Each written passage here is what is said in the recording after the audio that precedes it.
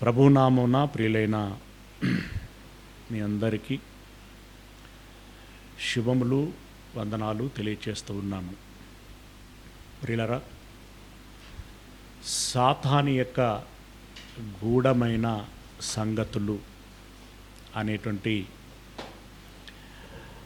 అంశంలోని తొలి మాటలని గడిచిన వారంలో మనము ధ్యానించి ఉంటున్నాం.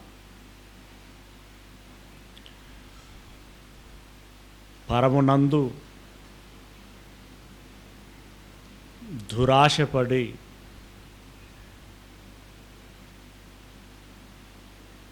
ఆకాశ నక్షత్రములలో నా సింహాసనమును దేవునితో సమానంగా వేసుకొని దేవునితో సమరుడనై ఉండి దేవుని పిల్లలైనటువంటి వారి చేత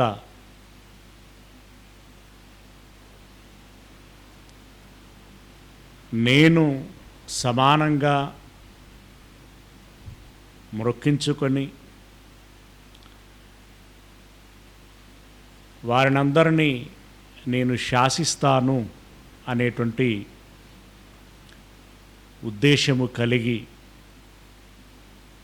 దేవుని ఆలోచనలకి భిన్నమైనటువంటి వాదమును లేవనెత్తినటువంటి అపవాది విషయములో దేవుడు మిఖాయేలుకు ఆజ్ఞాపించినటువంటి ఆజ్ఞ మేరకి ఒక ప్రచండమైనటువంటి యుద్ధము జరిగినటువంటి వేళ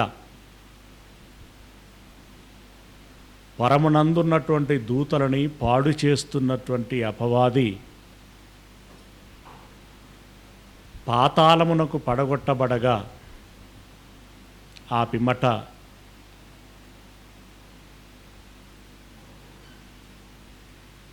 దేవుడు ఇచ్చినటువంటి అవకాశం మేరకి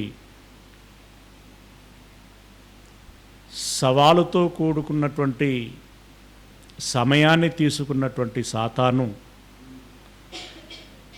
భూమి మీదికి వచ్చి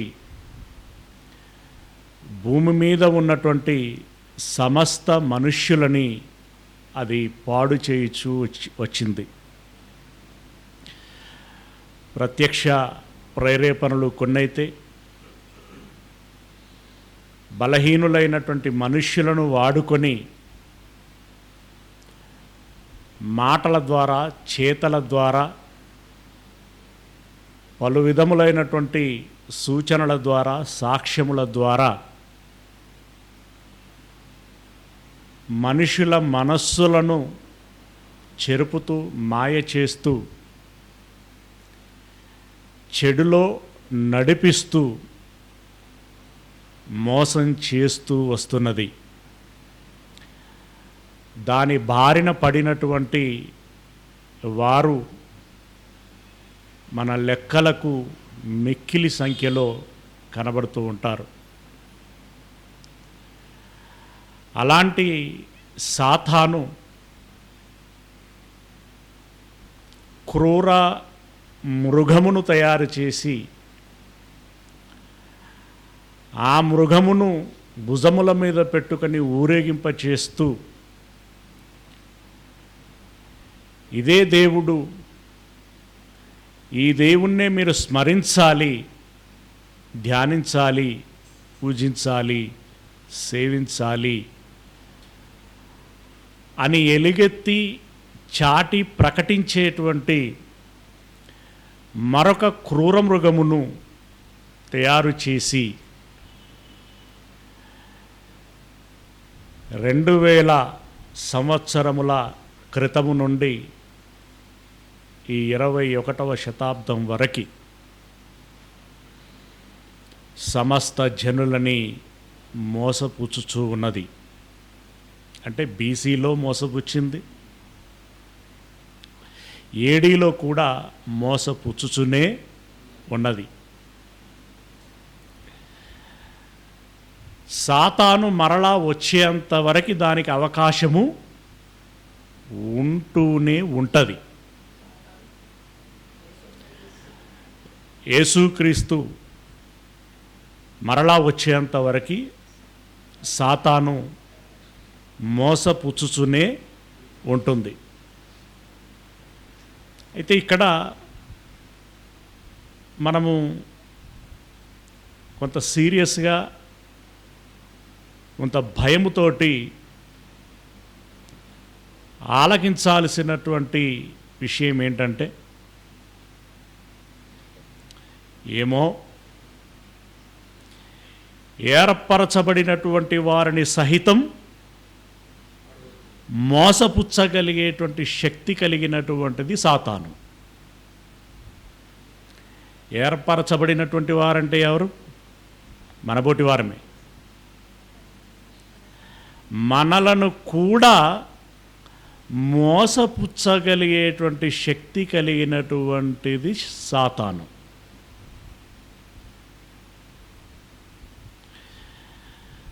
మీరందరూ ఇంకెందరో వ్యక్తిగతంగా నా యొక్క ఈ 25 సంవత్సరాల సర్వీసులో వేలాది లక్షలాది మందికి సువార్త ప్రకటించటం జరిగింది. ఇంత ప్రకటించి ఏం పొడిచారన్నా మీరు అనొచ్చు. ఏం సాధించారన్నా అని మీరు అనొచ్చు. మీలో ఒక్కరిని రక్షించి దేవునికి అప్పగించగలిగిన నా జీవితం ధన్యమని నేను భావిస్తున్నాను. ఆ ఒక్కరిలో మీరుంటారా? మీరుండగలరా? గతంలో చాలాసార్లు చెప్పాను. బహుశా అవి కొన్ని అప్పట్లో రికార్డ్ అనేటువంటిది లేదు. రికార్డింగ్ సిస్టమ్ వచ్చిన తర్వాత కూడా చెప్పాను, కానీ కొంచెం తక్కువ చెప్పి ఉంటాను. సంబంధమే లేనటువంటి బైబిలు అనేటువంటి కొత్త లిఖిత పుస్తకము చేతికి వచ్చిన తర్వాత దానిలో ఉన్నటువంటి సంగతులని అర్థం చేసుకోవటానికి రేయింబగళ్ళు మెదడులో ఉన్నటువంటి నరాలు చిట్లిపోయేంతగా చదవటం జరిగింది, ధ్యానించటం జరిగింది. అప్పుడు కొత్త ఉత్సాహం, అలాగే ఉడుకు రక్తంలో ఉన్నాం. ప్రకటించాలి, అనేకులను రక్షించాలి అనేటువంటి ఆవేశములో ఉన్నటువంటి వారం, ఆవేదనలో ఉన్నటువంటి వారం. ఆ క్రమంలో రాత్రుళ్ళు చదువుతూ, ఉదయములు పనులకెళుతూ, సాయంకాలాలు సువార్తను ప్రకటిస్తూ ఉండేటువంటి వారం. అది ఒక దినపు పని కాదు, పరిచర్య కాదు. నెలలు, సంవత్సరాలు. ఒకానొక దశకములో, అంటే అర్థమైందనుకుంటా, దశకము అని అంటే ఓ 10 సంవత్సరాల పాటు కోమల్లా అనేటువంటి ఊరును క్రైస్తవేతర సమాజంలో ఒక బ్రాండెడ్ గ్రామముగా నిలబెట్టాం. బహుశా ఇప్పుడు మర్చిపోవచ్చులేండి. దానికి పడినటువంటి ప్రయాస నాకంటే పెద్దలు, నేను, నా తదనంతరము వండినటువంటి జత పనివారు ఎంతగానో కష్టపడ్డాం. ధర్మాపురము అనేటువంటి గ్రామములో అన్యులైనటువంటి పిల్లలని అక్కున చేర్చుకొని సత్యమును తెలియచేసి వారిని రక్షణలోనికి తీసుకురావటానికి చేసినటువంటి ప్రయత్నం ప్రియులారా కొన్ని చెప్పలేనేమో.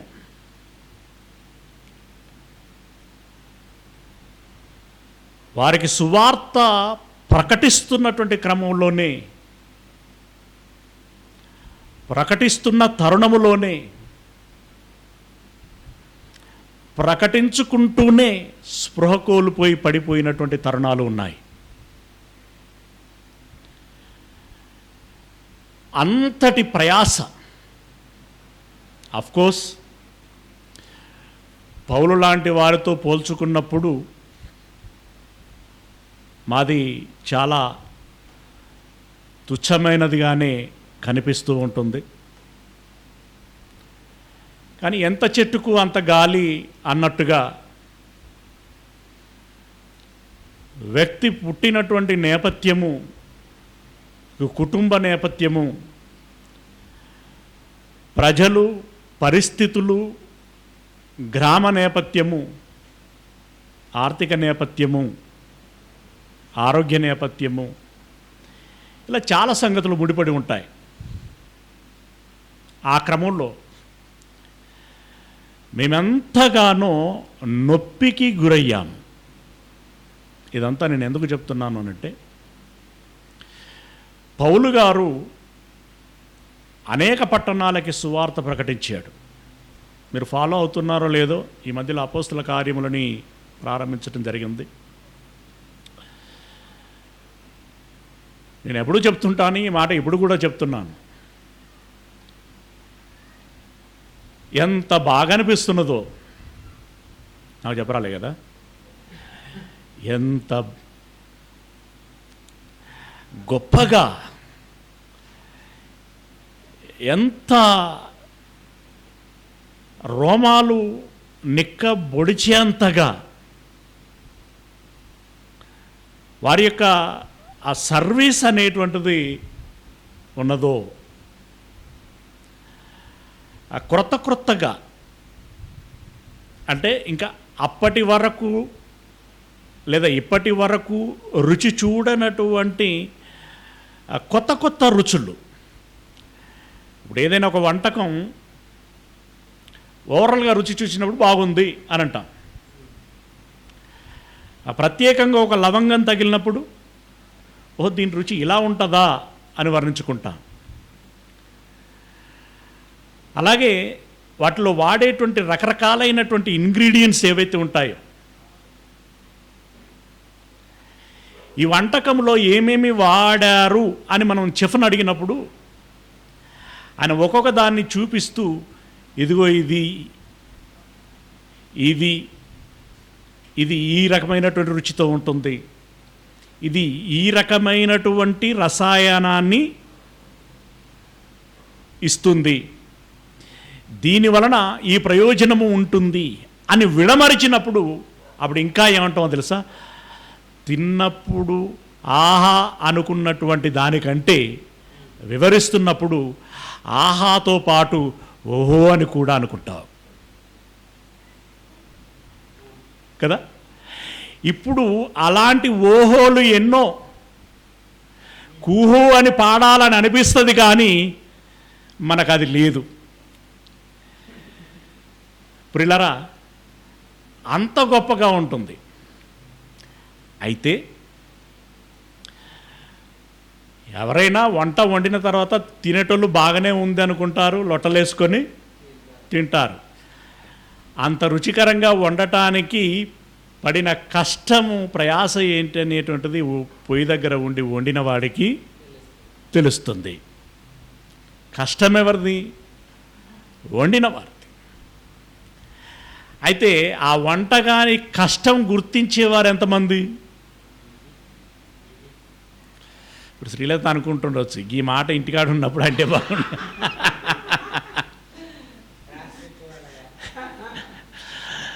కదా. చాలామంది ఇది సహజమేనేమో. నిన్న మలక్పల్లిలో విఘ్నేశ్వరి నిజంగా బ్రాయిలర్ అంటే ఈ మధ్యలో ముఖం మొత్తింది, తినబుద్ధి కావట్లా. బట్ నిన్న చాలా రుచికరంగా ఉండింది. బాగుండావురా అని అంటే టాపిక్ కొంచెం ఆలోచించండి. బాగుండావురా అని అంటే గా మాటగా ఆయన ఎప్పుడు అనడన్నానన్నది.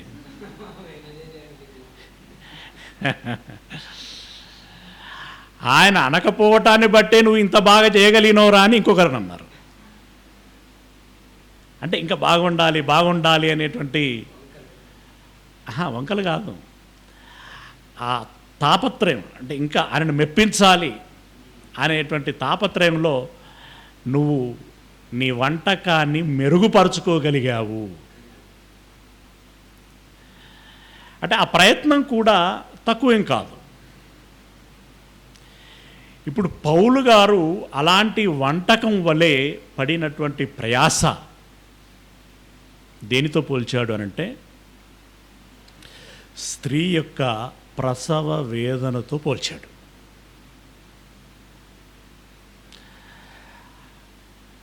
ఆ బాధలు పడలేకనే ఈరోజు సీజరింగ్లు మొదలుపెట్టారు. వాస్తవానికి ఆ బాధలు పడలేక సీజరింగ్లు మొదలుపెట్టారు. కానీ వీళ్ళకి తెలియనటువంటి విషయం ఏంటంటే దీర్ఘకాలంలో సీజరింగే ఒక సమస్య కూర్చుంటుంది. అది తల్లులకి పిల్లలకి కూడా. సరే సంగతి పక్కన ఉంటుంది. కానీ ఆ డెలివరీ, ఆ నొప్పి, ఆ వేదన, అంటే మా ఒక చిన్న ఆయన ఉన్నాడు, చిన్న నాన్న. వాళ్ళ పెద్ద కూతురికి ప్రెగ్నెన్సీ అయినప్పుడు ఆ రోజుల్లో హాస్పిటల్స్ అక్కడెక్కడో పట్టణాలలో ఉన్నాయిలే, కానీ ఇంకా అప్పటికి మొరటుపోకడలోనే వెళుతున్నటువంటి రోజులు అవి. పెయిన్స్ వస్తున్నాయి, బట్ డెలివరీ అవ్వట్లేదు. అప్పుడు ఏం చేయాలి అని వీళ్ళు ఆలోచించుకొని పెద్దోళ్ళు ముచ్చట్లు పెట్టి నాకు అర్థం కాలే. అప్పుడు ఎద్దుల బండిలో కూర్చుండబెట్టి పొలము ఒడ్ల గట్టుల మీద నుండి బండిని దూకిస్తూ వెళ్ళారు. ఎలా ఉంటుందండి?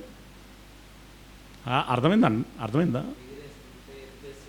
ఎత్తేస్తుంటే కడుపులో బిడ్డ కుదింపబడుతూ ఉంటే బిడ్డ బయటికి రావాలి.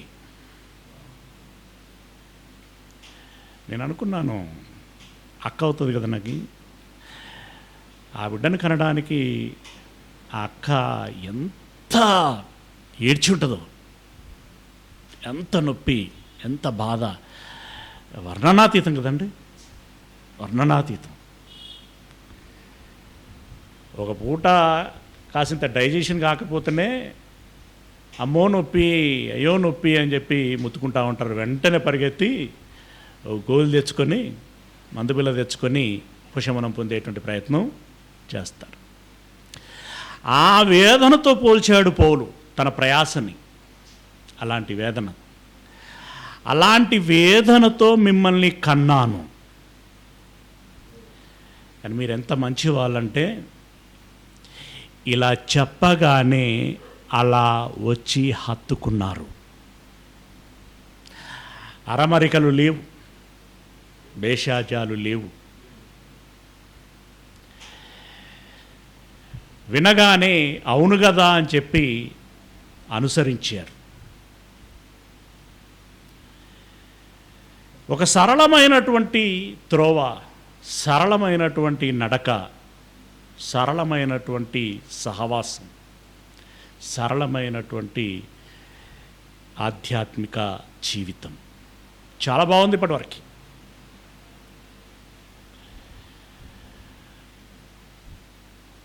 తల్లిదండ్రులు, పిల్లలు ఒక చిన్న కుటుంబంగా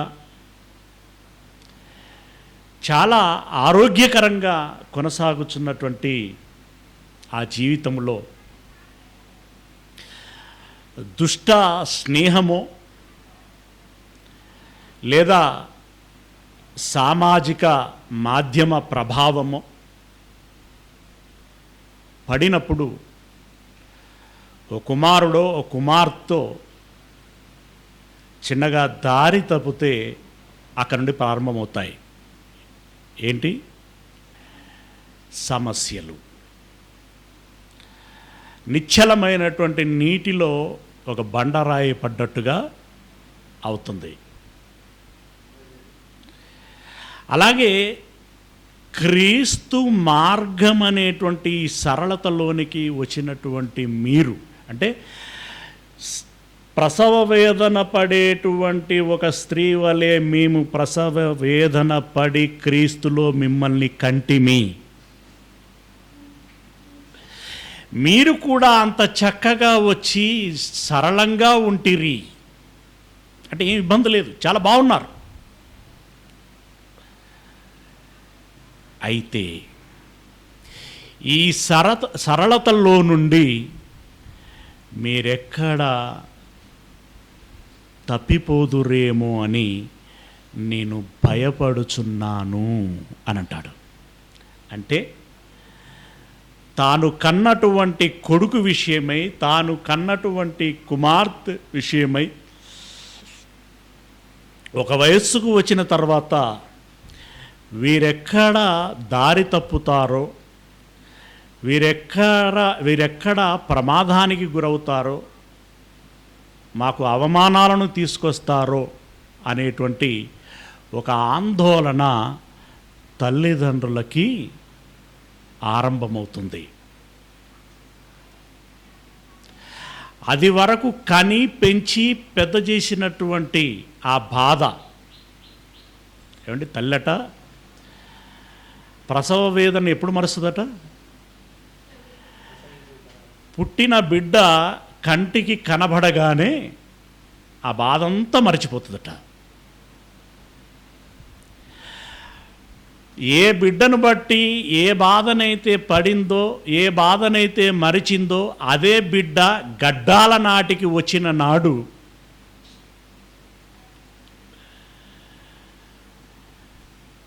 ఎన్ని భయంకరమైనటువంటి వికృత చేష్టలను చూస్తున్నామంటే ఈరోజు యువతలో.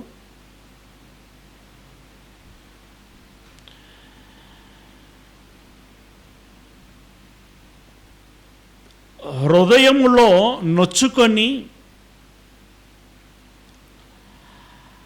అది ఒప్పు తప్పు అని తెమల్చి బయటకి చెప్పుకోలేనటువంటి పరిస్థితిలో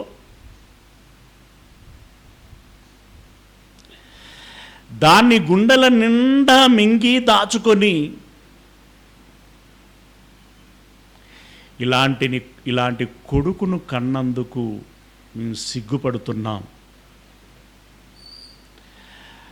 వాడిని ఏం చెయ్యాలని మీకు అనిపిస్తే అది చేసేయండి అని చెప్తున్నారు.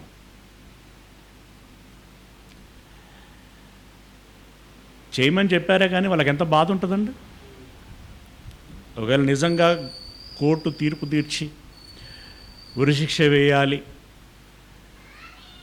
వచ్చే మాసము అలాని దినమున ఉరిశిక్ష వేయడం జరుగుతుందని తేదీని నిర్ణయిస్తే కౌంట్ డౌన్ ప్రారంభమవుతున్న కొలది ఆ తల్లి తండ్రి యొక్క గుండె శబ్ద వేగము పెరుగుతుంది. ఏమైనా చేయండి అని అన్నది, అలాగని సంతోషంగా ఉంటుందా? చాలా బాధ. ప్రిలరా, ఆదాము కాలము నుండి సాతాను మోసపుచ్చుతూ వస్తున్నది. ఇప్పుడు పౌలు గారి ఆవేదన ఏంటంటే అది ఆయనకే తెలుసు. ఇందాక వంట గురించి మాట్లాడుకున్నట్టుగా వండినోళ్ళకే తెలుసు ఆ బాధ.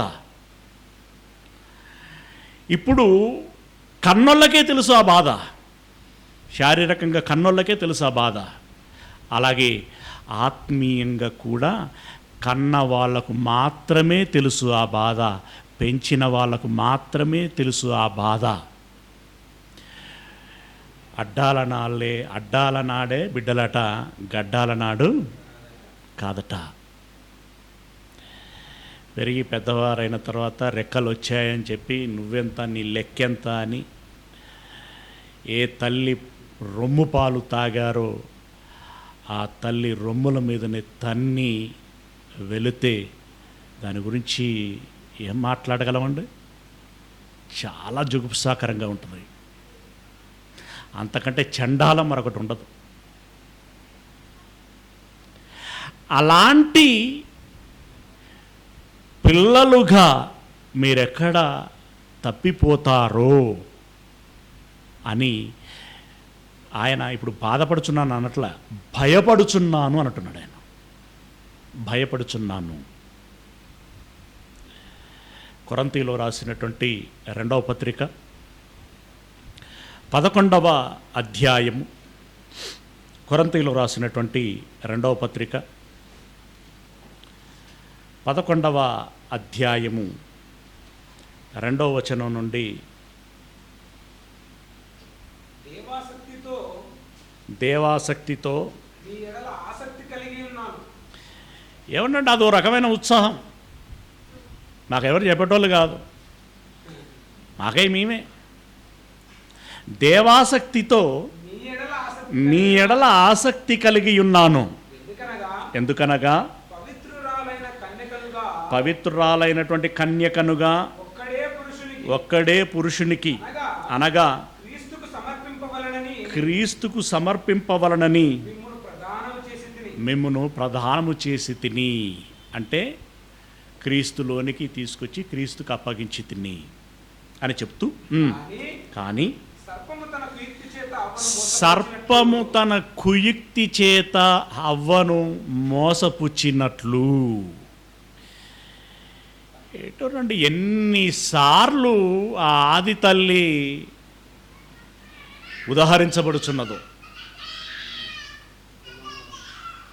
బైబిల్లో. చాలా సందర్భాలలో వీరు ఉదహరించబడతారు. సర్పము తన కుయుక్తి చేత అవ్వను మోసపరిచినట్లు మీ మనస్సులను చెరుపబడి క్రీస్తు ఎడల ఉన్నటువంటి సరళత నుండి పవిత్రత నుండి ఎట్లయినను తొలగిపోవునేమో అని భయపడుచున్నాను అని అన్నాడు. అంటే సర్పం మిమ్మల్ని ఏమైనా చేస్తుందేమో అని భయపడుచున్నాను అని అంటున్నాడు. ఏమైనానంటే ఏమండి, ఏమైనాను అనంటే మోసం. హవ్వనేం చేసింది? మోసపరిచింది. ఇప్పుడు ఇక్కడ మోసం ఏంది అసలు? తింటే చనిపోయేటువంటి పండు, అంటే మనకు అర్థం కావటానికి రఫ్గా విషకరమైనటువంటి పండు. ఇది మంచి పండు, మంచి ఆరోగ్యం ఉంటుందని ఇచ్చింది. ఇప్పుడు ఇక్కడ హవ్వలో కలిగిందేంటి? ఆశ కాదు, దురాశ. ఎందుకంటే నిత్యము జీవిస్తాము, దేవుళ్ళ వలె అవుతాము అని అంటే ఇక యెహోవాతో మేము సమానం అవుతాము అని అనుకున్నారు వాళ్ళు. అలా మోసపోయారు వారు. అంటే ఇక్కడ దురాశ అనేటువంటి ఒక బీజం, దురాశ గర్భమును ధరించి పాపమును కనగా పాపము పరిపక్వత నొంది మరణమును కంటుంది. ఇంత భయంకరమైనటువంటిది దురాశ. ఈ దురాశతోటే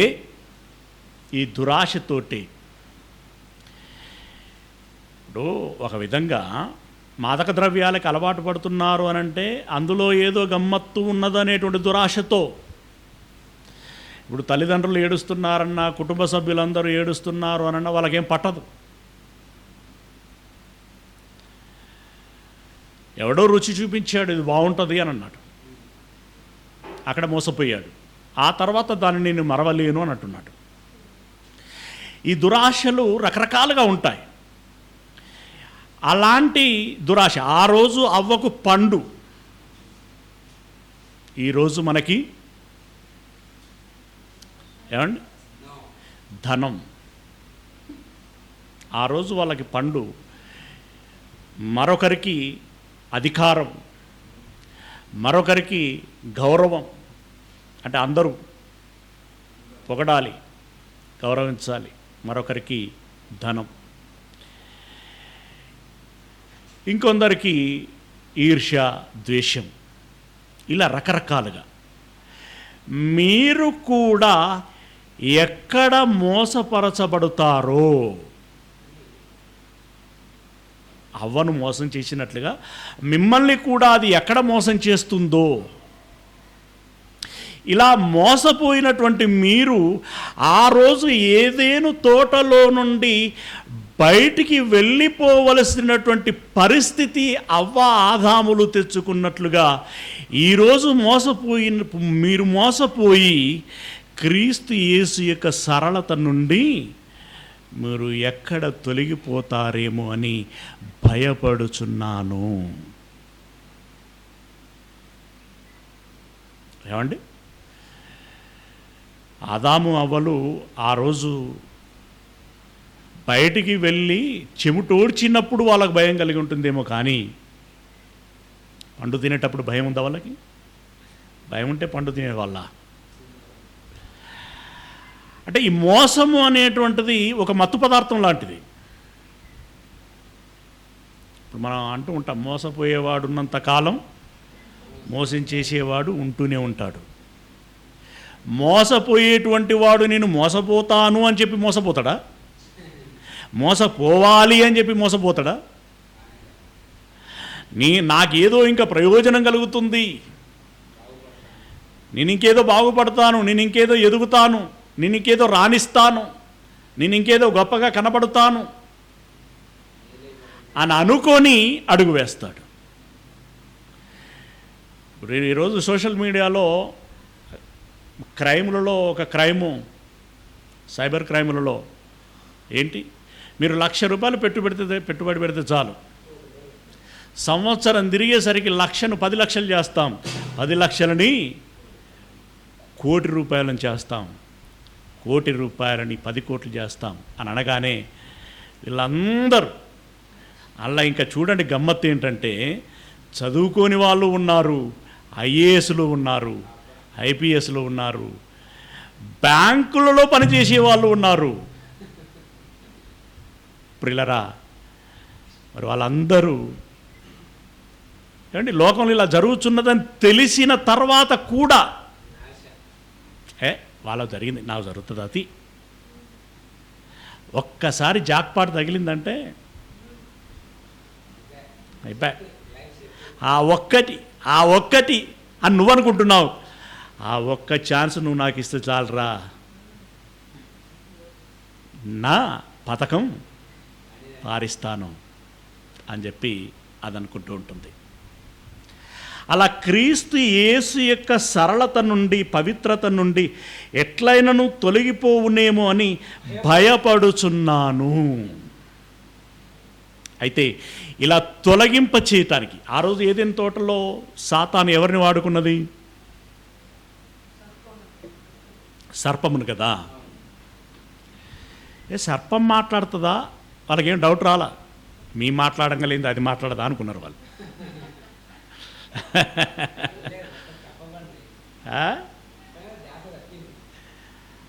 అసలు థింకింగే లేదు అసలు. అప్పుడు సర్పాన్ని వాడుకుంది. అయితే ఇప్పుడు మనం తెలివికల్లోళ్ళం, ఎందుకంటే సర్పం మాట్లాడుతుందంటే మనం నమ్మం. వినాయకుడు పాలు తాగుతాడంటే నమ్ముతారు, కానీ సర్పం మాట్లాడుతుంది అంటే నమ్మం. మనకు ఎవరు మాట్లాడితే నమ్మకం కుదురుతుంది? మనుషులు మాట్లాడితేనే నమ్మకం కుదురుతుంది. గనుక ఇప్పుడు అది ఎవరిని వాడుకోవాలనుకుంటుంది?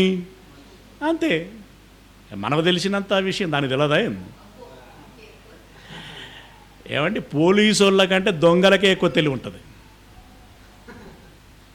కాకపోతే డిఫరెన్స్ ఏంటంటే వీళ్ళకి సోర్స్ ఎక్కువ ఉంటాయి, వాళ్ళకి తక్కువ ఉంటాయి అంతే. కానీ ఎండ్ ఆఫ్ ద డే వారిదే పై చేయి కనబడుతుంది. ఇప్పుడు మనుషులు చెబితే మనం వింటాము అనేటువంటి భావనలో ఉన్నాం కాబట్టి అదేం చేసిందట?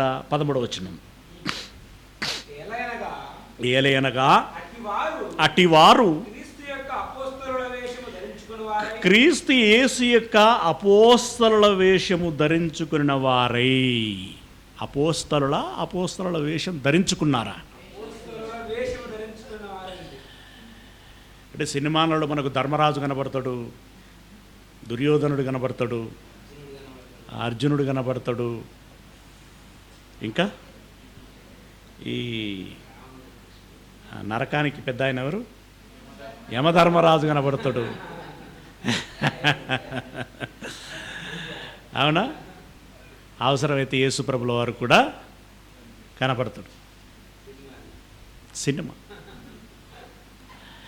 అయితే మనుషులు ఎంత బలహీనులంటే ఆ సినిమాలు చూసి చూసి చూసి చూసి ఎన్టీఆర్ని కృష్ణుని చేసేసింది, రాముని చేసేసింది.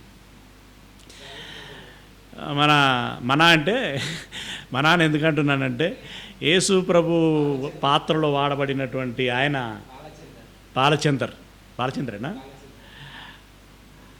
ఆయనని గోడకు తగిలించి యేసయ్యా అని చెప్పి ప్రార్థనలు చేస్తున్నటువంటి వారు లేకపోలేదు ఇప్పటికీ. ఆయన ఫోటోను, ఆయనను కాదు. ఏమండి?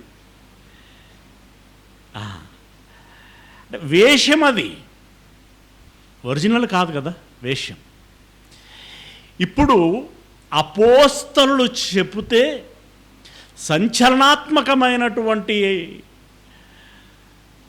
ఆ సమాజంలో మార్పులు రావటం మూలంగా, ఓహో, అపోస్తలులు చెబితే జనాలు వినటానికి అవకాశం ఉంది.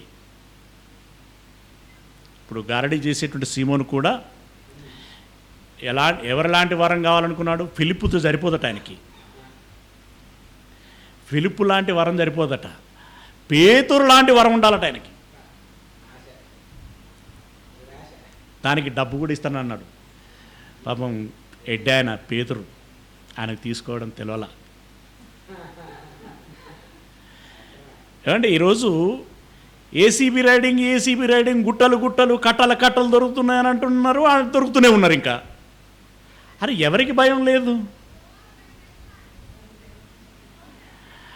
అవకాశాల కోసం ఉన్నన్ని రోజులు దాచుకుంటే చాలు, తర్వాత నౌకరు ఉంటే ఉన్నది, పోతే పోయింది అనేటువంటి పరిస్థితుల్లోకి వచ్చేసారు.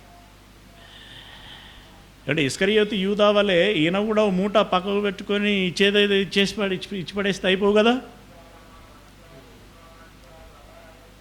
పేతురుకు తెలివి లేదు అని అనగలిగేటువంటి సమాజం ఇది. పిల్లరా, దురాశ. అయితే మనుష్యులు ఇప్పుడు మొదటి శతాబ్దంలో అపోస్తలులు అంటే ఒక ప్రభంజనం, అపోస్తలులు అంటే ఒక వేదవాక్కు, అపోస్తలులు అంటే ఒక సత్యం, అపోస్తలులు అంటే ఒక నిదర్శనం, అపోస్తలులు అంటే ఒక ధృవీకరణ. కాబట్టి అపోస్తలులం అంటూ ఎవరు చెప్పినా కూడా ఈ సమాజం చాలా ఈజీగా నమ్మేస్తుంది. కాబట్టి ఇప్పుడు నేను ఈ అబద్ధాన్ని సత్యం అంటూ జనాలలోనికి తీసుకెళ్లాలంటే నేను ఇప్పుడు ఏ పాత్రను వాడుకోవాలి, ఏ పాత్రను అంటే ఏ పేరట వాడుకోవాలి? నేను అపోస్తలుల పేరట వాడుకోవాలి. కాబట్టి ఏం చేసిందట అది? క్రీస్తు యొక్క అపోస్తలుల వేషం ధరించుకుని వారయ్యుండి దొంగ అపోస్తలులను మోసగాండ్రగు పనివారునై ఉన్నారు. మోసగాండ్రగు పనివారునై ఉన్నారు. ఈరోజు వరాల పేరట జరగనటువంటి స్వస్థతలను జరుగుతున్నట్లుగా భ్రమింపచేస్తున్నటువంటి బోధకులు ఎంతమంది ఉన్నారు? ఏమండి? సిగ్గు లేకపోతే కానీ అరటిపండు ఇచ్చి పిల్లలను పుట్టిస్తామని చెప్పి క్రీస్తు పేరట సభలు పెడుతున్నటువంటి వారి పరిస్థితిని చూస్తుంటే ఆ వృత్తిలో ఉన్నామనేటువంటి సంతోషం కంటే బాధ ఎక్కువ కలుగుతున్నది. అంటే పాస్టరు, బోధకుడు అనేటువంటి ఈ పాస్టర్లంతా ఇట్లరా అని అంటే ఏమనిపిస్తూ ఉంటుంది? చాలా బాధేస్తూ ఉంటుంది. ఈరోజు అన్ని సమాజంలో నుండి కొంతమంది వచ్చి ఎట్లెట్లా పుట్టిస్తావు బిడ్డ అని అంటే నీళ్లు మింగుతున్నారు. ఈరోజు కొన్ని తిరుగుబాటులు జరుగుతున్నాయి కాబట్టి కొంత వీళ్ళ రెచ్చిపోవటం అనేటువంటి దానికి కొంచెం బ్రేకులు పడుతున్నాయి. పడాలి. ఎందుకు ఇలా జరుగుతున్నది, ఎందుకు ఈ మత విద్వేషాలు, ఎందుకు ఇలా మతోన్మాదులు క్రైస్తవుల మీద ఈ విధంగా దండయాత్రలు చేస్తున్నారు అని చెప్పి అప్పుడప్పుడు మనకు అనిపిస్తూ ఉంటుంది. దేవుడు ఎందుకు ఇంకా చూస్తూ ఉంటున్నాడంటే, మరి ఇలాంటి దొంగలు బయటపడాలి అని అంటే అలాంటి వారు ఉండాల్సినటువంటి అవసరత ఉంటుంది. అందుకోసం దేవుడు అవకాశము ఇస్తూ ఉంటాడు. ఏమండి, దొంగ అపోస్తలులను మోసగాండ్రగు పనివారునై ఉన్నారు. ఇలా దొంగ మాటలు చెప్పేటువంటి, దొంగ బోధలు చేసేటువంటి, గారడీలు చేసేటువంటి ఈ బోధకులు అనేటువంటి వారి యొద్దకే దొమ్మిగా జనాలు వెళుతున్నారే తప్ప, ఉన్నది ఉన్నట్లుగా నికార్సాత్తుగా ఇది సత్యము, ఇలా మనం ఉండాలి అని చెప్పేటువంటి వారి యొద్దకి ఎవరు వెళుతున్నారండి? ఊసర వెళ్ళిలా అవసరాలను బట్టి రంగులు మార్చుకుంటూ వెళ్ళేటువంటి వారి యొద్దకి జనాలు వెళుతున్నారే తప్ప, ఇదిగో ఇదే సత్యము అని చెప్పి ఉన్నది ఉన్నట్టుగా తేటగా ఒక ఫ్లాట్గా కనపరుచుకుంటూ వెళ్ళేటువంటి వారిని చూసి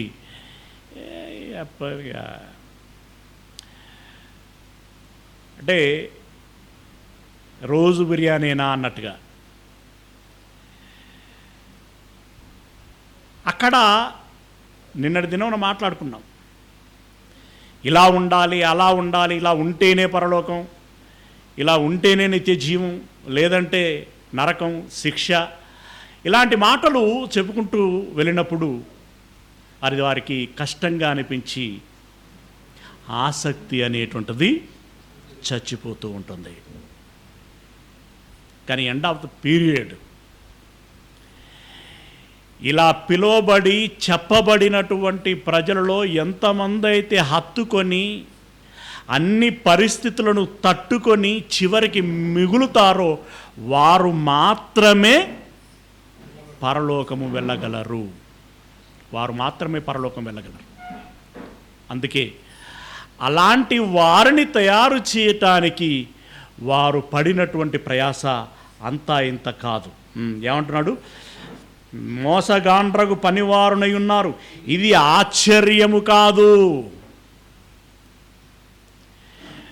అంటే ఈ వెళుతున్నట్టు జనాలను బట్టి మనకు ఆశ్చర్యం అనిపిస్తుంది, కానీ ఇది పెద్దగా ఆశ్చర్యపడాల్సిందేం లేదు. జనాల మానసిక స్థితే అలాంటిది.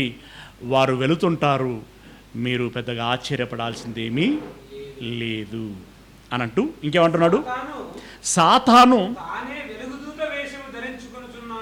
యేసు వెలుగై ఉన్నాడు కాబట్టి ఇప్పుడు యేసుతో సమానంగా ఈ జనాల్లోనికి రావటానికి అదేం చేస్తుందట? వెలుగుదూత వేషం వేస్తున్నాడు. ఇప్పుడు బోధల్లో మనం చీకట్లో ఉండాలా వెలుగులో ఉండాలంటే ఆన్సర్ ఏమొస్తుంది? వెలుగులో ఉండాలి. ఇప్పుడు సాతాను వెలుగుదూత వేషం వేసుకుంటే వీడు సాతానా యేసయ్యా డిఫరెన్స్ ఏమి తెలియదు, ఎందుకంటే రీసెర్చ్ ఉండదు. ఏమండి, రీసెర్చ్ ఉండదు. కాబట్టి ఇది వెలుగే కదా అని చెప్పి ఆ వెలుగులోనికి వెళతాడు. కానీ ఆ వెలుగులో అతి నీలలోహిత కిరణాలు ఉంటాయి. అవి మనిషిని చంపేస్తాయి. చచ్చిపోయేంత వరకు నేను వెలుగులోనే ఉన్నాను అని అనుకుంటూ చచ్చిపోతాడు. ఇది చాలా భయంకరమైనటువంటి పరిస్థితి. కనుక ఆ విషయంలో ఆయన అంటున్నటువంటి మాట, ఇందులో ఆశ్చర్యపడాల్సినటువంటిది ఏమీ లేదు. సాతాను తానే వెలుగుదూత వేషం ధరించుకొనుచున్నాడు గనుక వాని పరిచారకులను నీతి పరిచారకుల వేషం ధరించుకొనుట గొప్ప సంగతి కాదు. నీతి పరిచారకుల వేషము ఏమండి, ఒక తెల్లటి లాల్చీ పైజామా వేశారనుకోండి, లుక్కే మారిపోతుంది, అదిరిపోతాడు. పాస్టర్ అయినా పాస్టర్ అమ్మైనా. అందులో స్మార్ట్ బైబిల్ ఉందనుకోండి చేతుల్లో, వావ్, ఇంకా కొంచెం రేంజ్ పెరిగినట్టుగా ఉంటుంది. రేబాన్ గ్లాసులు పెట్టి సూట్ వేసి మంచి బూట్లు వేసి టై కట్టి రేంజ్ రోవరో బిఎండబ్ల్యూనో అలాంటి కారులో నుండి ఎడమకాలో కుదిరికాలో మొదటగా కింద పెట్టి దిగుతూ వస్తుండగా పరచబడినటువంటి ఎర్రటి కార్పెట్ మీద నుండి పూల వర్షం కురుస్తూ ఉంటుండగా ఆయన వేదిక మీదకి వస్తుంటే అబ్బా యెహోవాయే ఇలా దిగొచ్చాడు అని అనుకుంటారు వాళ్ళు.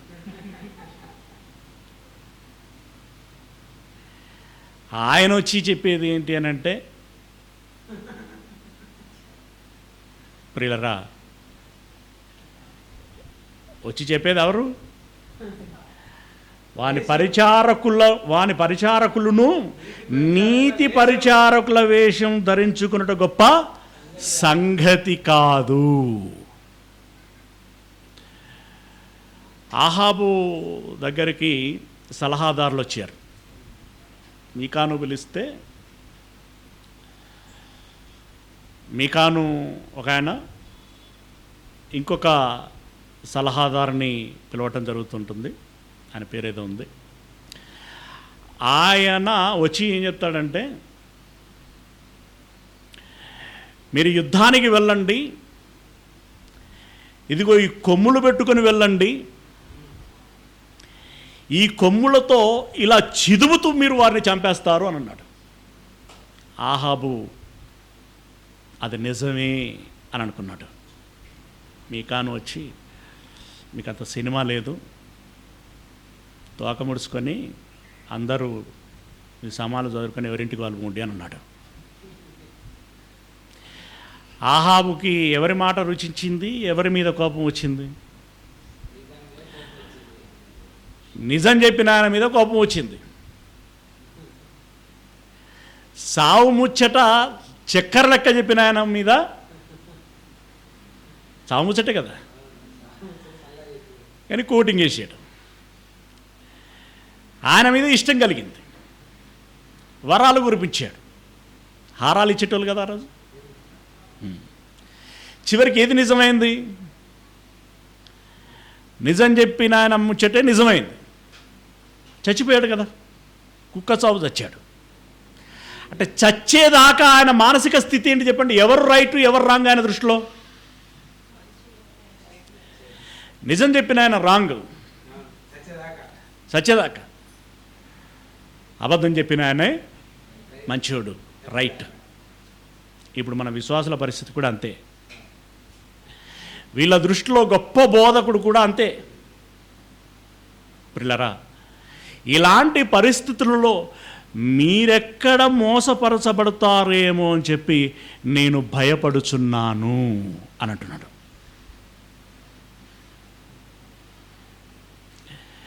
ఎంతమంది విన్నారండి మన పాఠాలు?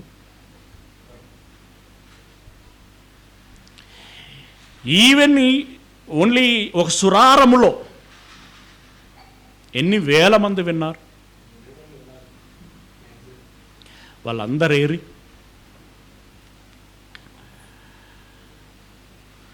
నవ్వాలో ఏడవాలో తెలియనటువంటి పరిస్థితి. ఒక పెద్ద ఆయన అంటాడట, మీరు కరపత్రం పట్టుకొని వెళ్ళినప్పుడు, అమ్మో ఆయనతో మేము ఏడాదట్టుకుందుము అని అన్నాడట. ఏంది తట్టుకునేది? ఏంది అసలు తట్టుకునేది ఏంది? గాజుల రామారంలో ఇంకొక పెద్ద ఆయన అన్నాడు పాస్టర్ల మీటింగ్లో, ఇంత ఖచ్చితంగా ఉండాలంటే ఈ రోజుల్లో ఎవరుంటారయ్యా, కానీ మీ వాక్యం బేష్ చాలా బాగా చెప్పారు అన్నాడు.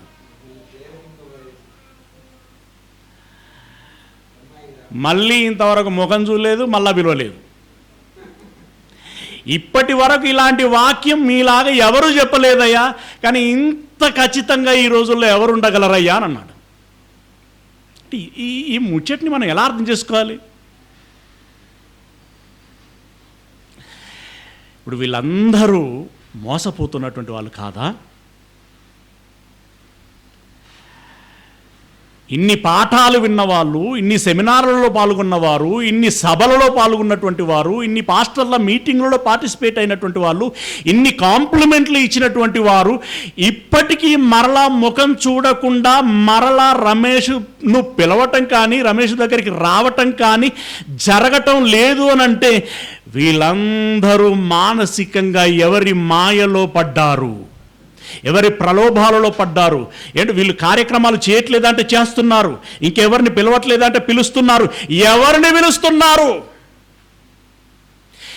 మీలాంటి మాటలు చెబితే ఇంత ఖచ్చితంగా ఉండాలంటే ఎవరు ఉండలేరయ్యా అంటున్నటువంటి నీవు మరొకరిని పిలిచి చెప్పించుకుంటున్నావంటే ఎవరిని పిలుస్తున్నావు? నీవు దొంగలను పిలుస్తున్నావు, మోసగాళ్లను పిలుస్తున్నావు, సాతాను ఏజెంట్లను పిలుస్తున్నావు. నువ్వు మోసపోతున్నావు, మరికొందరిని మోసం చేస్తున్నావు.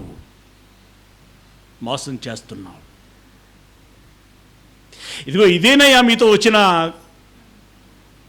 గోస, మీతో వచ్చినటువంటి బాధ. ఎవరైనా ఈ మాటలు వింటే మళ్ళీ అనుకోపోరు. ప్రియులారా, మనం కూడా చూసుకోవాలి. ఎందుకంటే 10 సంవత్సరాల క్రితం ఉన్నవారు 5 సంవత్సరాల క్రితం లేరు, మన అనబడిన వారే. 5 సంవత్సరాల క్రితం ఉన్నటువంటి వారు 2 సంవత్సరాల క్రితం లేరు, 2 సంవత్సరాల క్రితం ఉన్నటువంటి వారు ఈరోజు లేరు. ఏమైంది? రమేష్ ఏమన్నా తప్పు చెప్తూ వచ్చాడా?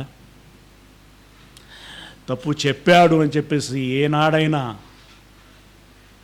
అరాకొరనైనా చూపించగలిగారా?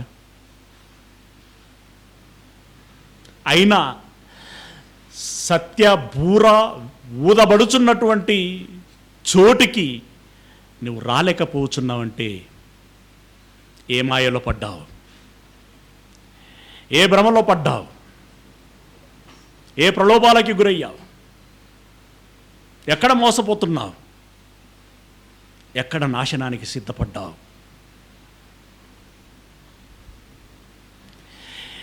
ఇది కోపంతో చెప్తున్నా, ఆవేదనతో చెప్పేటువంటి మాటే. ఎందుకంటే నా పిల్లలు నాకు దూరమైనప్పుడు, ఇప్పుడు ఏ తల్లైనా ఏ తండ్రి అయినా తన పిల్లలు తనకు దూరమైనప్పుడు నవ్వుతారా, ఏడుస్తారా? మరి గంభీరాలకు పోతే పోరా అని అన్నా కూడా లోన ఎలా ఉంటుంది? బాధే ఉంటుంది. 10 సంవత్సరాల క్రితం ఉన్నవారు 5 సంవత్సరాల క్రితం లేరు, 5 సంవత్సరాల క్రితం ఉన్నవారు 2 సంవత్సరాల క్రితం లేరు, 2 సంవత్సరాల క్రితం ఉన్నటువంటి వారు ఈరోజు లేరు. ఈరోజు ఉన్నవారిలో రేపొద్దున కనిపించేవారు ఎంతమంది?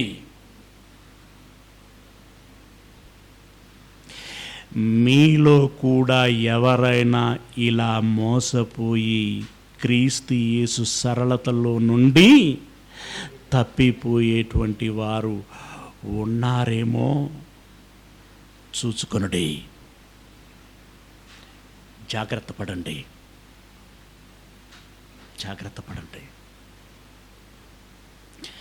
ఎస్, రమేష్ ఎప్పుడు రక్షించే మాటలు చెప్తాడే తప్ప తీయని మాటలు చెప్పడు, బుధగరించేటువంటి మాటలు చెప్పడు. ఉన్నది ఉన్నట్లుగా కొట్టినట్టే చెప్తాడు. అయినా ప్రేమతో చెప్తాడు. అది మీకు కనిపించకపోవచ్చు. ప్రేమ ఉన్నది కాబట్టే 25 సంవత్సరాల నుండి ఇన్ని శ్రమలలో సహనం కలిగి ఉన్నాడు. ప్రేమ ఉన్నది కనుకనే ఇప్పటికీ కఠోర శ్రమ చేస్తూ మీకు ప్రకటిస్తూ వస్తున్నాడు. ప్రియులారా, మందను కాపాడుకోవటం అంటే గుంపును పెంచుకోవటం కోసం రమేష్ ఎన్నడూ ప్రయత్నం చేయలేదు. అలా చేయాలనుకుంటే పరిస్థితి వేరే ఉండేది. ధనమును సంపాదించుకోవటం కోసం రమేష్ ఎప్పుడు బోధ చేయలేదు.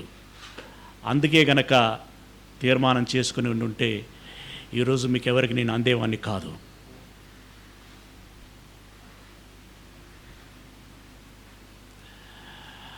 మోసం చేస్తున్నాడు సాతాను. మోసపోతున్నారు విశ్వాసులు. మోసం చేస్తున్నటువంటి వాడికి వాడబడుతున్నటువంటి వారు ఇదిగో దొంగలైనటువంటి ప్రవక్తలు ఉన్నారా? ఈరోజు దొంగ ప్రవక్తలు ఉన్నారు. దొంగలైనటువంటి అపోస్తలులు, అసలు అపోస్తలులే ఉండనటువంటి కాలంలో అపోస్తలులు, ఏమండి, దొంగలైనటువంటి బోధకులు, దొంగలైనటువంటి విశ్వాసులు, దొంగ సాక్ష్యము చెప్పేటువంటి వారు పరిచారకుల పేరట. ఇలాంటి వారి వలన మీరు క్రీస్తు యేసు యొక్క సరళత నుండి తప్పిపోయేటువంటి ప్రమాదము ఉన్నది. మీరెక్కడ తప్పిపోదురేమో అని భయపడుచున్నాను. వారికి రారట అని అన్నప్పుడు రమేష్ బాధపడతాడు. మీకు తెలుసో తెలియదో, కానీ మీరు ధైర్యంగా ఉండడం కోసం మీ ముందు గంభీరంగా ఉంటాడంతే. ఇలా ఎంతమంది వచ్చారు, ఎంతమంది కితాబు ఇచ్చారు, ఎంతమంది వెళ్ళారు. రావటం నీ ఇష్టమే, వెళ్ళటం నీ ఇష్టమే. వాక్యాన్ని ప్రకటించటం నా ఇష్టం. వస్తావా పోతావా నీ ఇష్టం. ఆ స్వాతంత్రం నీకుంది. ప్రియులారా, ఇది ఆలకించాల్సినటువంటి విషయం. క్రిందటి వారం చెప్పుకున్నట్టుగా ఇలా ఈ మోసం చేసేటువంటి క్రమంలో ఇప్పుడు అపోస్తలుల వేషం వేసుకోవాలి, వెలుగుదూత వేషం వేసుకోవాలి, నీతి పరిచారకుల వేషం వేసుకోవాలి, గొప్ప దైవజనులము అనేటువంటి భ్రమ కలిగించాలి. దానికి బూస్ట్ ఇచ్చేటువంటి విధంగా ఈ దొంగలైనటువంటి వారికి సూచక క్రియలు చేయగలిగేటువంటి శక్తి కూడా మన దేవుడే, మన తండ్రే ఇస్తున్నాడట. కిందటి వారం చదువుకున్నాం, మీకు జ్ఞాపకం ఉందో లేదు. అంటే ఇలాంటి ఏమార్చేటువంటి క్రమంలో, భ్రమింపచేసేటువంటి క్రమంలో, మోసం చేసేటువంటి క్రమంలో ఎంతమంది దాన్ని గమనించుకునేటువంటి ప్రయత్నం చేస్తారు. యెహోవా ధర్మశాస్త్రాన్ని పరిశోధించి చదువుకుంటారు. లేఖనములు అలాగున్నవా లేవా అని ప్రతి దినము నా మాటలను ధ్యానిస్తారు. ఏమండి, ఆదామవ్వాలని ఏదేను తోటలో తినకూడదని చెప్పి ఆయన ఏం కట్టెబట్టుకొని కావలి కూర్చోలేదు, అక్కడ వెళ్ళిపోయాడు. ఇప్పుడు మరెవడో వస్తాడని యెహోవాకు తెలియదా? తెలుసు. వచ్చిన తర్వాత ఇప్పుడు అవ్వ ఆదాములు ఎలాంటి నిర్ణయం తీసుకోవాలని ఆయన ఆశపడ్డాడు? స్వతంత్ర నిర్ణయం తీసుకోవాలి. అది మంచి నిర్ణయం తీసుకోవాలి. ఒక మంచి నిర్ణయము స్వతంత్రంగా తీసుకోవాలని వారిని విడిచిపెట్టి వెళితే వీరికి ఉన్నటువంటి దురాశతో సాతాను చెప్పినటువంటి మాయ మాటలకి మోసపోయారు. అలాగే ఇప్పుడు వీరేదో చిన్నా చితక కొన్ని సూచక క్రియలు చేసేసరికి వీళ్ళు ఏమనుకుంటారు? గారడీలు చేస్తేనే దేవుడు అనబడుచున్నవాడు ఇతడే అని చెప్పి సీమోను గురించి వాళ్ళందరూ భ్రాంతి నొందారట. దేవుడు అనబడుచున్నవాడు ఇతడే అని. ఇక అందులో ఎంతో కొంత పావులో అనో జరిగితే, కార్యాలు జరిగితే ఈతడే దైవజనుడు, అసలు ఈతడే దైవజనుడు, ఆయన ఏందయ్యా ఏదో చెప్తారు అంటే ఏం చేసుకుంటాం? ఆ మాటలు ఏం చేసుకుంటాం? ఈరోజు మనకు స్వస్థత కలిగిందా లేదా? ఈరోజు మనకు ఆశీర్వాద ధనం వచ్చిందా లేదా? ఈరోజు మనం చర్చిలో సంతోషపడ్డామా లేదా? ఇది కావాలి, ఉద్యోగం రావాలి, పెళ్ళిళ్ళు జరగాలి, గృహాలు కట్టుకోవాలి, కార్లు కొనుక్కోవాలి, క్రిస్మస్లు, గుడ్ ఫ్రైడేలు గంభీరంగా జరిగించుకోవాలి, ఆట పాటలు ఉండాలి, విందులు వినోదాలు ఉండాలి, అంగరంగ వైభవంగా కలర్ఫుల్గా కనిపించాలి. అక్కడికి పోతే ఉన్నదా అంత ఎడ్డెడ్డి గుడ్డి గుడ్డి.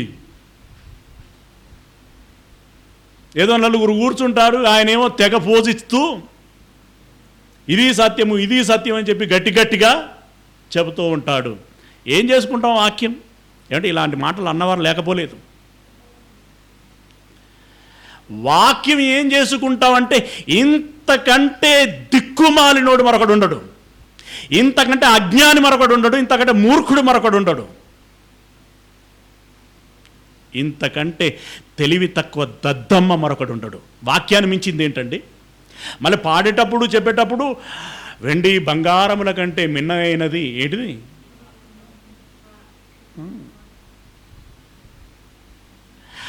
అక్కడనేమో అంటే అవకాశవాదులు వీళ్ళంతా. అక్కడనేమో వెండి బంగారముల కంటే మిన్నైనది దేవుని మాట.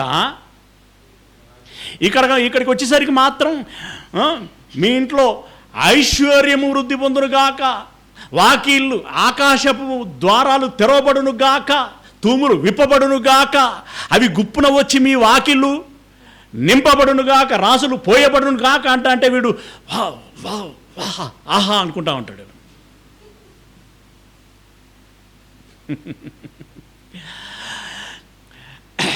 గృహాలు నింపడం, వాకిళ్ళు నింపబడటం కాదు, ఆ రాసుల కింద నేను సమాధి చేస్తాడు.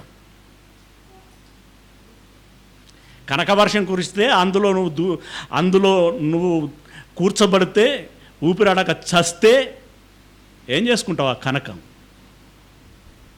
ప్రియులారా, మోసం చేస్తున్నాడు సాతాను, మోసపోతున్నది ఈ సమాజం.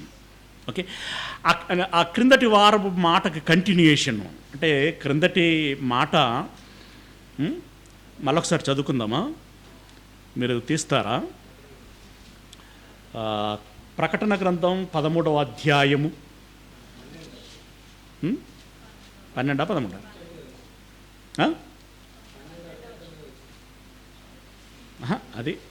అది కాదు, అదేనా? అక్కడనే ఉన్నదా? ఎక్కడ ఉంటే అక్కడ చదవండి.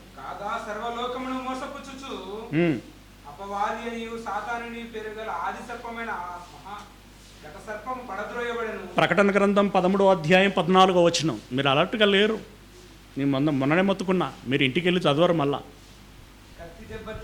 కత్తి దెబ్బ తినియు బ్రతికి ఉన్నటువంటి క్రూర మృగమునకు ప్రతిమను చేయవలనని అది భూనివాసులతో చెప్పుచు ఆ మృగము ఎదుట చేయుటకు తనకు ఇయ్యబడిన సూచక క్రియలను ఎవరిచ్చారనుకుంటున్నారు? మన తండ్రి, మన మంచి దేవుడు యెహోవాయే ఇచ్చాడు. దొంగలకు ఆయుధం కత్తి, సూచక క్రియలను ఇచ్చాను. ఇప్పుడు తెసలోనియ పత్రిక రండి. తెసలోనియలకు రాసినటువంటి 2వ పత్రిక 2వ అధ్యాయము 7-8 వచనాలు ఉంటాయి, చూడండి. 8వ వచనం. అప్పుడు ఆ ధర్మ విరోధి ఇంకా కిందికి వెళ్తే 10వ వచనం నుండి దుర్నీతిని పుట్టించు సమస్త మోసముతోనూ. అంత మోసమే, ఏమి లేదు, అంత లుకలుకే, డొల్లే. ఏమండి, ఈ మధ్యలో బంగారం రేటు పెరిగిన తర్వాత లోపల ఇనుము పెడతాలట, మీద బంగారం పూత పూస్తాలట, గోల్డ్ కాయిన్ల పేరట అమ్ముతున్నారట.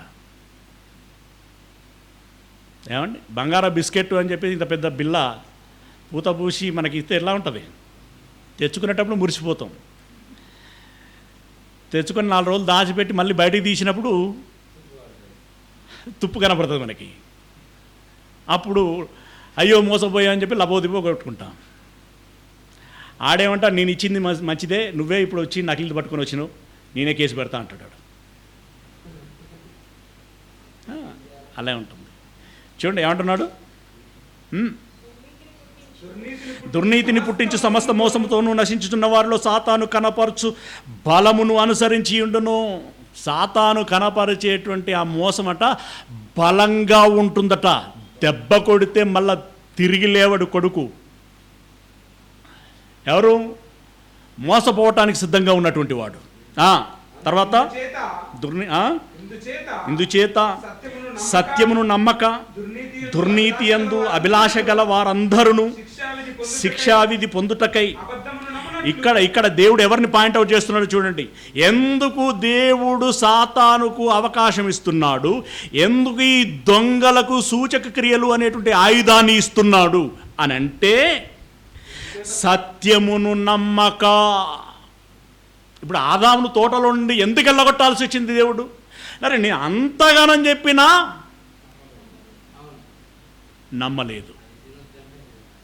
మొర్రో అని మొత్తుకున్నాను, పండ్లు అమ్మినట్టు అమ్మాను, చెప్పాను నీకు. నేనెంత చెప్పినా నువ్వు వాడి మాటలు విన్నావే తప్ప ముందు చెప్పిన నా మాటలు వినలేదు. ముందొచ్చిన చెవుల కంటే వెనకొచ్చిన కొమ్ములు వాడట. ఇప్పుడు సాతాను వాడి గల మాటలను నమ్మిందే తప్ప దేవుడి యొక్క ప్రేమ కలిగినటువంటి మాటలని వారు నమ్మలేదు. ఇలా నమ్మటము లేదు గనుక సత్యమును నమ్మక దుర్నీతి యందు అభిలాష గల వారందరూ. దుర్నీతి యందు అభిలాష కలిగినటువంటి, దుర్నీతి అంటే అది అక్రమమా సక్రమమా అది అనవసరం, నాకు కావాలి, నేను అనుభవించాలి.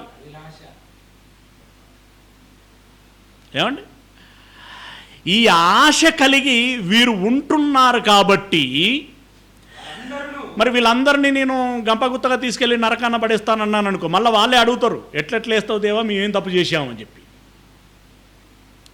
కనుక బొమ్మ వాళ్ళకు చూపెట్టాలి కాబట్టి వారందరూ శిక్షావిధి పొందుటకై అబద్ధమును నమ్మునట్లు మోసము చేసేటువంటి శక్తిని దేవుడు వారికి పంపుచున్నాడు. ఎవరికి? సాతాను ఏర్పాటు చేసుకున్న దొంగ అపోస్తలులకి, దొంగ ప్రవక్తలకి, దొంగ బోధకులకి, వాళ్ళందరికీ దేవుడు సాతానికి ఇస్తే సాతాను వారికి ఇస్తున్నది. అది విషయం. ఇది తెలియక మనోళ్ళు ఏమనుకుంటున్నారు? ఇప్పుడు ఐగుప్తు దేశంలో మోషే సూచక్రియలు చేస్తూ ఉంటే వాళ్ళు కూడా కొన్ని చేశారు, 2-3. ఈయన చేయగానే మళ్ళీ వాళ్ళు చేయగానే వాళ్ళందరూ బల అని సపోర్ట్ కొట్టుకుని ఉంటారు కదా. లాస్ట్ ఈ 5, 6, 7, 8, 9, 10 సూచక్రియలు ఇలా జరుగుతూ ఉంటే మీ దండం పెడతాం, కావాలంటే మీరు ఎంత కావాలంటే అంత బంగారం వెండి ఏమడుగుతారో అడగండి, అంతా ఇచ్చేస్తాం, అంతా ఇస్తాం, మీ దండం పెడతాం, మమ్మల్ని విడిచిపెట్టి వెళ్ళిపోండి, మీ దేవునికి మా బాగు కోసం ప్రార్థన చేయండి అన్నారు వాళ్ళు. ఒక రోజు వచ్చింది వాళ్ళకి ఆ పరిస్థితి. ఇప్పుడు వీళ్లకు కూడా ఒక రోజు వస్తుంది. మోసం చేసిన వారికి, మోసపోయిన వారికి ఆ రోజు వస్తుంది. కానీ అప్పటికే చేయి దాటిపోతుంది పరిస్థితి. మోసం చేసేటువంటి శక్తి. ప్రియమైనటువంటి దేవుని వారలారా, ఒక మాట చెప్పి ముగిస్తాను. మనమందరం దేవుని పిల్లలం. మనమందరం ఆత్మలో జన్మించినటువంటి వారం. మనమందరం సహోదరులం, సహోదరిమణులం, ఆత్మీయులం, పరిశుద్ధులం. మనమందరం ఏక మనస్సు, ఏకభావము, ఏకతాత్పర్యం కలిగి ఆరోగ్యకరమైనటువంటి సహవాసములో ఉండాల్సినటువంటి వారం. అయితే ఎక్కడ సైక్యత ఉంటుందో, ఎక్కడ ఐక్యత ఉంటుందో అక్కడే సాతాను గురి పెడతాడు. ఒక తమ్ముడు తెలుసో తెలియకో, నీ మీటింగ్లో కూడా చెప్పాను ఈ మాట. అన్నా మీ దగ్గర సత్యం ఉంటుంది కాబట్టి సాతాను కాన్సన్ట్రేషన్ ఎక్కువ ఉంటుందని భయపడి వస్తలేనన్నానన్నాడు. అది నిజం. అతడు భయపడ్డా రావట్లేదా అది ఏందనే తర్వాత అది నిజం. ఇక్కడ కూడా సాతాను యొక్క కాన్సన్ట్రేషన్ ఉంటుంది. అయితే మీలో కూడా కొంతమంది అనుకోవచ్చు, అట్లనా అయితే మేము కూడా రాకపోవటం మంచిది ఎందుకైనా. అయితే ఒక విషయం ఏంటంటే, యేసు ప్రభుల వారు వచ్చిన నాడు జాగ్రత్త గమనించండి, సాతానుకు మరుగైన వారెవరు లేరు, యేసయ్యకు మరుగైనటువంటి వారెవరు లేరు. నీ మనస్సు ఎలాంటిది, నీ బుద్ధి ఎలాంటిది, నువ్వు ఇంట ఉన్నా బయట ఉన్నా నీ అసలు రంగు దేవుడికి తెలుసు. కాబట్టి యేసయ్య వచ్చిన నాడు నువ్వు ఎక్కడ ఉన్నా నువ్వు తీర్పు తీర్చబడతావు. కానీ అదేదో ఇక్కడే ఉండి తట్టుకొని నిలవగలిగితే నువ్వు గెలవగలుగుతావు. తట్టుకొని నిలవగలిగితే గెలవగలుగుతావు. అమ్మో ఇది నాకు వశపడదు అని చెప్పేసి నువ్వు భయపడి పారిపోతే ఓడిపోతావు, నరకానికి జారిపోతావు.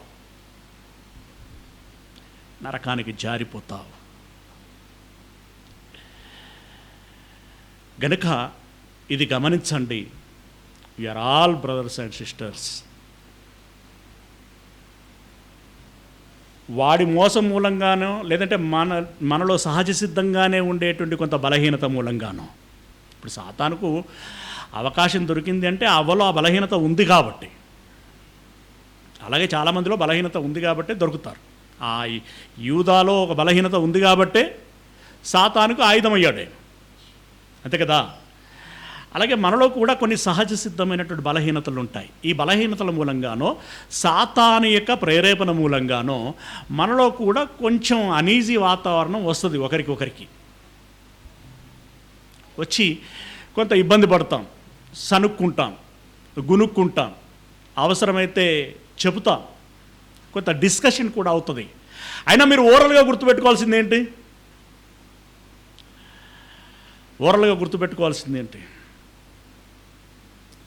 సహోదరులు ఐక్యతగా ఉండట ఎంతో మేలు, ఎంతో మనోహరము.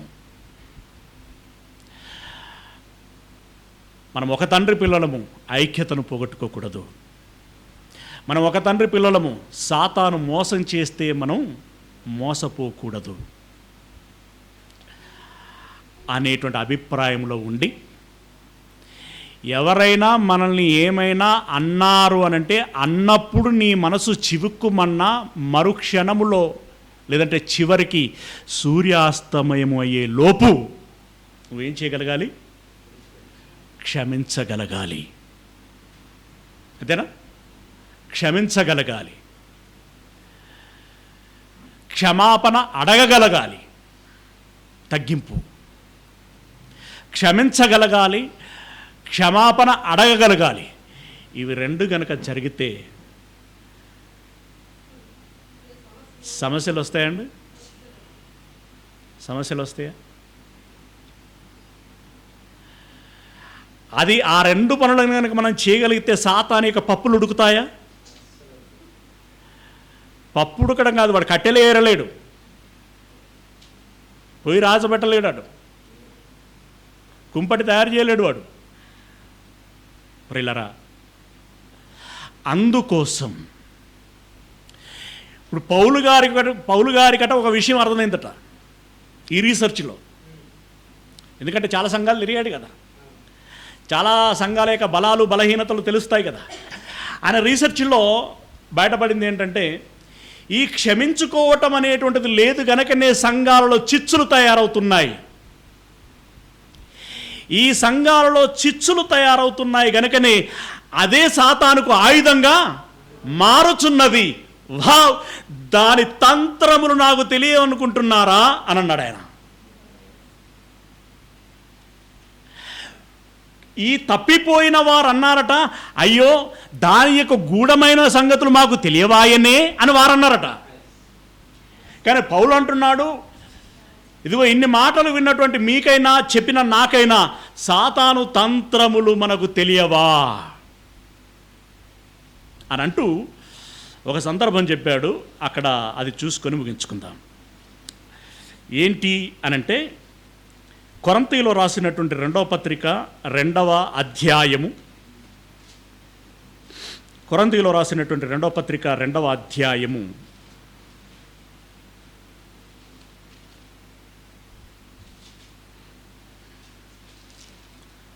చివరిలో ఉంటుంది చూడండి. 2వ పత్రిక 2వ అధ్యాయము 5 నుండి 11 వరకు చదువుకుందామండి. 5వ వచనం నుండి నేను చదువుతాను. ఎవడైనను దుఃఖము కలగజేసి ఉండిన ఎడల నాకు మాత్రమే కాదు, కొంత మట్టుకు మీకు అందరికీ దుఃఖము కలగజేసి ఉన్నాడు. నేను విశేష భారము వాని మీద మోపగోరక ఈ మాట చెప్పుచున్నాను. అట్టి వానికి మీలో ఎక్కువ మంది వలన కలిగిన ఈ శిక్షయే చాలును. గనుక మీరిక వారిని శిక్షింపక క్షమించి, అంటే ఏదో సంఘానికి ఇబ్బంది కలిగేటువంటి పని వాడు చేశాడు, వాళ్ళందరూ పాయింట్అవుట్ చేశారు, వాడు నొచ్చుకున్నాడు. ఇక చాలు, అంతకంటే ఇబ్బంది పెట్టకండి అన్నట్టున్నాడు. సింప్లిఫై చేసి చెప్పాను. ఓకే, ఇది చాలు అనంటూ, అట్టి వానికి మీలో ఎక్కువ మంది వలన కలిగిన ఈ శిక్షయే చాలును. గనుక మీరిక వారిని మీరిక వారిని శిక్షింపక క్షమించి ఆదరించుట మంచిది. లేని ఎడల ఒకవేళ వాడు అత్యధికమైన దుఃఖములో మునిగిపోవును. అంటే ఇలా మనం ఇబ్బంది పెట్టడం మూలంగా దుఃఖం ఎక్కువై కూడా దూరం అవ్వటానికి అవకాశము ఉంటుంది. అది అలా జరిగేటట్లుగా మనము చేయకూడదు. కావున వాని ఎడల మీ ప్రేమను స్థిరపరచవలనని మిమ్మును బతిమాలుకొనుచున్నాను. మీ ప్రేమను స్థిరపరచవలనని బ్రతిమాలుకొనుచున్నాను. మీరన్ని విషయముల యందు విధేయులై ఉన్నారేమో అని మీ యోగ్యత తెలుసుకొనుటకే కదా పూర్వము వ్రాసి తిని. మీరు విధేయులై ఉన్నారా అంటే మీరు తగ్గించుకుంటున్నారా అని తెలుసుకొనటానికి మొదటి పత్రిక రాశాను కదా అని చెబుతూ, మీరు దేని గూర్చి అయినను ఎవరిని క్షమించుచున్నారో నేనును వానిని క్షమించుచున్నాను. విశ్వాసులుగా సంఘమును చెరిపెడి పురుగుగా తయారైనటువంటి వాడి విషయంలో మొదటగా మీకు కోపం రావచ్చు, అందరూ పాయింట్అవుట్ చేయొచ్చు. అయితే వాడు నొచ్చుకున్నాడు, ఈ నొప్పితో బొత్తిగా దూరం అయ్యేటువంటి ప్రమాదం ఉంటుంది. గనక ఇక అలా మాట్లాడకండి, మీరందరూ వారిని క్షమించండి. క్షమించేలాగున మీరు హర్ట్ అయినా పర్వాలేదు కానీ తగ్గించుకోండి అని అంటున్నాడు ఆయన. తగ్గించుకోండి. మీరు క్షమించిన లాగున మీకంటే ఎక్కువ నొప్పి కలిగినటువంటి ఒక బోధకుడనుగా నేను కూడా క్షమిస్తాను అని అంటూ, క్షమించుచున్నాను. నేనేమైనను క్షమించి ఉంటే సాతాను మనలను మోసపరచకుండునట్లు, నేనేమైనను క్షమించి ఉంటే సాతాను మనలను మోసపరచకుండునట్లు మీ నిమిత్తము క్రీస్తు సముఖమునందు క్షమించియున్నాను. సాతాను మనలను మోసపరచకుండునట్లు మీ నిమిత్తము నేను ఆడిని క్షమించియున్నాను. ఎందుకు అనంటే కింద సాతాను తంత్రములను మనము ఎరగని వారము కాము. అంటే క్షమించేటువంటి గుణము లేకపోతే దీనినే అది ఆయుధముగా మలుచుకొని మనుషుల మధ్యలో ఈర్ష్యలు, ద్వేషాలు, కక్షలు, పగలు, ప్రతీకారాలు ఇవన్నీ పెంపొందింపచేసి సంఘాన్ని ఒక దుర్బలమైనటువంటి పరిస్థితిలోనికి నెట్టేస్తుంది. కనుక దాని తంత్రాలు, దాని ఎత్తుగడలు తెలుసు కాబట్టి దానికి అవకాశం ఇవ్వకుండా లాగున మనమందరము తగ్గించుకుందాం, మనమందరము ఒకరిని ఒకరము క్షమించుకుందాము అని చెప్పి ముందు చూపుతో మెలకువ కలిగి సాతాను యొక్క గూఢమైన సంగతులను ఎరిగిన వారముగా మనం ఇలాగున జాగరూకత పడుదాము అని చెప్పి ఆ సంఘమునకు హితోపదేశం చేశాడు. అలా కాకుండా వ్యక్తిగతంగా తీసుకొని వాడు నా హార్ట్ను టచ్ చేశాడు, వాడు నా ఈగోను టచ్ చేశాడు, తగ్గేదేలే. వాడు ఒక మాట అంటే నేను 2 మాటలు అంటాను, వాడు ఒక దెబ్బ కొడితే నేను 2 దెబ్బలు కొడతాను, వాడు ఒక సవాలు విసురితే నేను 4 సవాళ్ళు విసురుతాను అని చెప్పి గనుక నువ్వు ఆలోచన కలిగితే సాతాను వెనకాల ఉండి అనరాను అలాగాను నీ వెనక నేనున్నాను అని చెప్పి 2వ వ్యక్తిని తోడు చేస్తుంది. 2వ వ్యక్తి తర్వాత 3వ వ్యక్తి వస్తాడు, 3వ వ్యక్తి తర్వాత 4వ వ్యక్తి వస్తాడు. ఇప్పుడు చివరికి చెరిపినోడే బాలవుతాడు. చెరపబడినటువంటి వాళ్ళే దోషులుగా సమాజంలో కనబడతారు. కనుక ప్రియులరా, అదే సాతానుకు దొరికేటువంటి గొప్ప అవకాశం. కనుక సాతానుకు అవకాశం ఇవ్వకుండా లాగున్నా దయచేసి ఈ మాటలన్నీ మీరు మరలా మననం చేయండి, మనసులో పెట్టుకోండి. ఏర్పరచబడిన వారిని సహితం, ఈ రెఫరెన్స్ ఇవ్వలేదు మీకు, కానీ మనం ఇదివరకు చాలాసార్లు చదువుకున్నాం. ఏర్పరచబడినటువంటి వారిని సహితం మోసం చేయటానికి సాతాను ఎల్లప్పుడూ సిద్ధంగా ఉంటుంది. మేము నమ్మిన వాళ్ళం, మేము బాప్తిసం తీసుకున్న వాళ్ళం, మేము రక్షణలో ఉన్నవాళ్ళము అని చెప్పి మీరు నిర్లక్ష్యంగా ఉంటే అది ఎక్కడో మిమ్మల్ని మాయ చేసి మసిపూసేటువంటి ప్రమాదము ఉంటుంది. గనుక మీరు మెలకువగా ఉండండి, సాతాను తంత్రములను ఎరగండి, గూఢమైన సంగతులను ఎరగండి, ముందు చూపుతో ఉండండి, జాగ్రత్త పడండి, పరిశుద్ధాత్మిక సహాయమును తీసుకోండి, పరలోకానికి సిద్ధం కండి. ఓకేనా? God bless you.